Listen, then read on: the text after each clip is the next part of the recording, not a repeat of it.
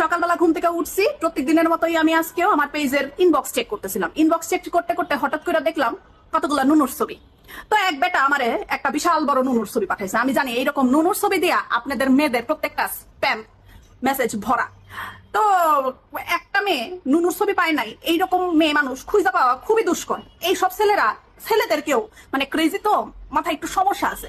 এসব ছেলেরা আবার ছেলেদেরকেও অনেক সময় তাদের নুনুর ছবি দিয়ে ফেলে। ওই যে মেয়ে মানুষ পায় না যে, তার নুনুর ছবি আমি ভালো মতো একটু দেখতে গিয়া দেখলাম যে আরে ভাই, এটা তো বাংলাদেশি নুনুর ছবি না, এটা তো বিদেশি নুনুর ছবি। মানে বেড়ার সাথে তার মানে বেড়ার ফেসের সাথে তার মিলে না আর কি।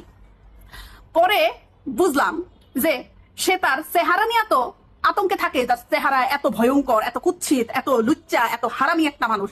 সে তার নুনু নিয়েও আতঙ্কে থাকে, যে তার নুনুর ছবিও সে আসলটা প্রকাশ করতে ভয় পায়। যে আসল নুনু দেখলে, মানে আসল নুনুর অবস্থা তো জানেনি কি অবস্থা হইব। তো আসল নুনু দেখলে এই খাসরা বেড়ারে তো বিয়া করা তো দূরের কথা, প্রেম করা তো দূরের কথা, এই বেড়ার দিকে কেউ চাইয়াও দেখবো না।